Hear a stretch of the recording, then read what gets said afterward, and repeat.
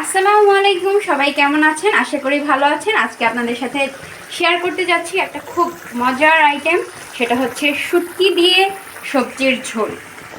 খুব মজার একটা আইটেম, ধৈর্য ধরে আমার ফুল ভিডিওটা দেখতে হবে, কারণ এটা কিন্তু মাঝখানেই আপনারা ভাবতে পারেন যে রেসিপি হয়তো বা শেষ, কিন্তু শেষ হবে না। অবশ্যই ধৈর্য ধরে পুরো ভিডিওটা দেখবেন, তাহলেই বুঝতে পারবেন আসলে কি হয়, আর এভাবে বানিয়ে খাবেন। তো চলুন রেসিপিটা দেখে নেওয়া যাক। সো এই যে আজকে আপনাদেরকে যে রেসিপিটা দেখাবো, সেটার মূল উপকরণ হচ্ছে এই শুটকি। মানে ওই রান্নাটা যদি আপনি এভাবে করেন সেটার এক টেস্ট হবে, আর এই শুটকিটুকু দেওয়ার কারণে টেস্টটাই পুরো ডিফারেন্ট হয়ে যাবে। তো চলুন দেখে নেওয়া যাক রেসিপিটা। এখানে নিয়েছি হচ্ছে মলা মাছের শুটকি। চলে এসেছি রান্নায়। এখন আমরা শুটকিটাকে কি করবো আম্মু? শুটকিটাকে শুকনো খোলায় টেলে নিতে হবে।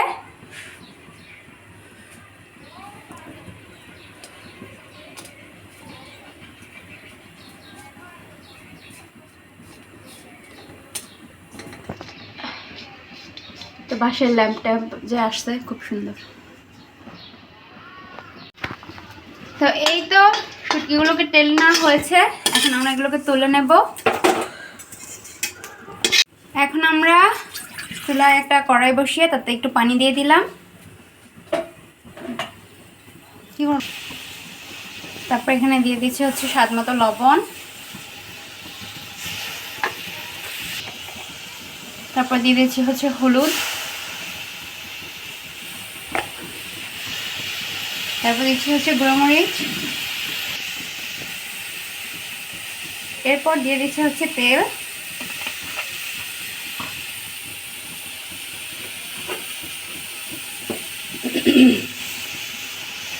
দিয়ে দিচ্ছি রসুন বাটা, একটা তেজপাতা, সামান্য পেঁয়াজ কুচি,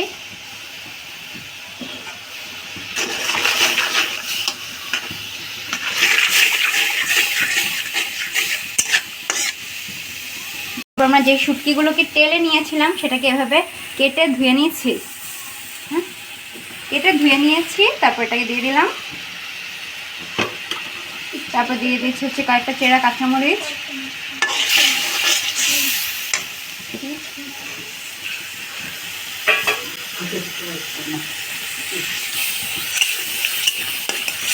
তারপরে এভাবে নেড়ে চেড়ে দিচ্ছি। কিছুক্ষণ মশলাটাকে এভাবে কষিয়ে নেব।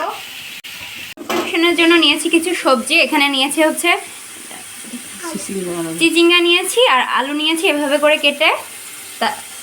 তো এগুলো দিয়ে দিব এখন। মানে মশলাটা হালকা কষিয়ে নিয়ে এগুলো দিয়ে আবার কষাবো।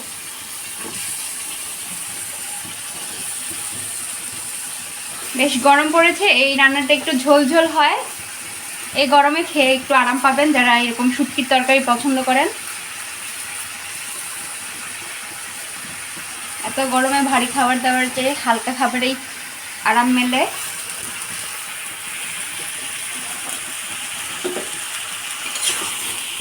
আমরা এটাকে আবার নেড়ে চেড়ে মশলা দিয়ে ভালো করে কষিয়ে নেব সবজিটাকে।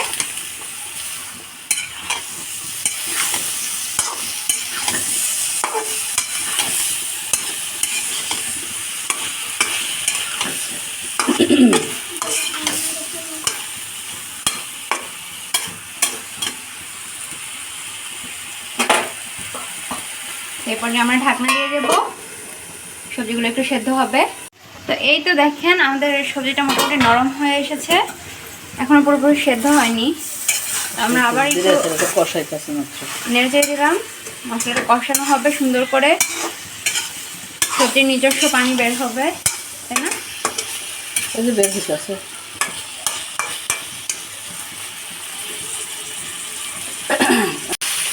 তো এরপর যে আমরা অ্যাড করে দিলাম হচ্ছে ঝোল। ঝোলটা একটু বেশি পরিমাণে অ্যাড করবো যাতে সবজিটা সুন্দর করে সেদ্ধ হয়ে যায়। ঝোলটা সুন্দর করে ফুটে আসার পরে একটু মাখো মাখো হয়, আর পরিমাণ মতো ঝোলটা রাখতে পারি। ঝোলটা পরিমাণে একটু বেশি দেবো।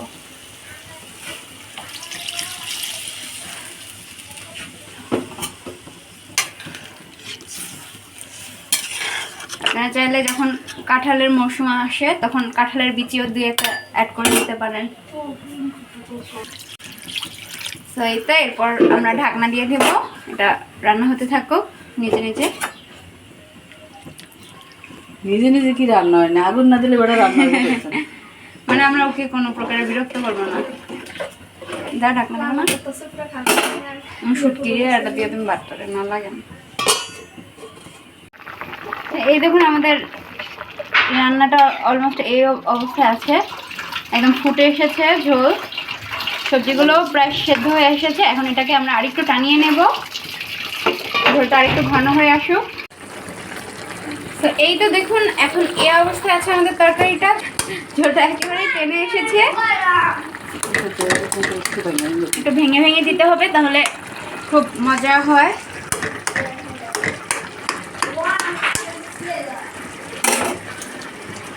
এবার আমরা এটাকে নামিয়ে রাখবো।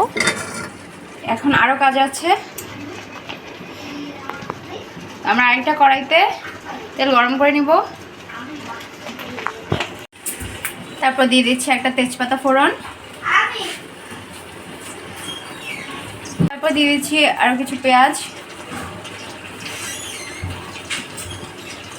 তারপর দিয়ে দিচ্ছি হচ্ছে রসুন কুচি,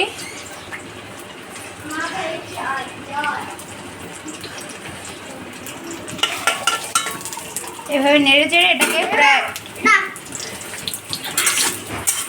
এটাকে আমরা একটু ব্রাউন করে ভেজে নেব। এটা দিয়ে মূলত আমরা বাগার দেব। আমাদের বাগারের জন্য পেঁয়াজ রসুন ভাজা কমপ্লিট। এরপর যে আমরা অ্যাড করে দিচ্ছি হচ্ছে সামান্য পরিমাণে জিরা বাটা,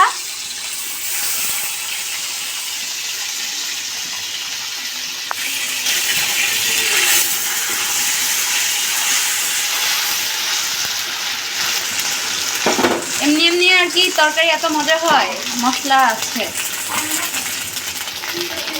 তো এরপর যে আমরা সেই সেদ্ধ করা তরকারিটা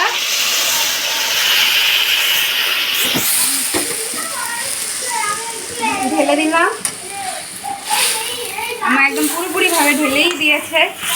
তো ঢেলে এবার নেড়ে চেড়ে এটাকে আরও কিছুক্ষণ সুন্দর করে ফুটিয়ে তারপরে নামিয়ে নেব। সাথে অ্যাড করে দিলাম টমেটো কাটা, দেওয়া হলো আরও কিছু কাঁচামরিচ। কাঁচামরিচটা এই পর্যায়ে দিলে খুব সুন্দর একটা ঘ্রাণ ছড়ায়, ফ্লেভার অ্যাড করে। তো আমরা এবার ঢাকনা দিয়ে আরও কিছুক্ষণ ফুটতে দেব। তো এই তো একেবারে রেডি হয়ে গেছে। আমরা এরপরে আর 2 থেকে 4 মিনিটের মতো রান্না করেছি, ব্যাস আমাদের শুটকি দিয়ে সবজি রেডি। খেয়েই দেখলে বুঝবেন যে কতটা মজা হয় এই তরকারিটা, না খেলে বোঝানো সম্ভব না। তো এভাবে রান্না করে ফেলবেন ঝটপট, যদিও এটা ঝটপট না, এটা একটু টাইম নেয়, তবে খেতে কিন্তু খুব মজা হয়। সো আমার এরকম আরও রেসিপি দেখতে আমার চ্যানেলটাকে সাবস্ক্রাইব করে রাখবেন, লাইক কমেন্ট শেয়ার করে অবশ্যই পাশে থাকবেন। ভালো থাকবেন, সুস্থ থাকবেন, নিজের যত্ন নেবেন। আল্লাহ হাফেজ।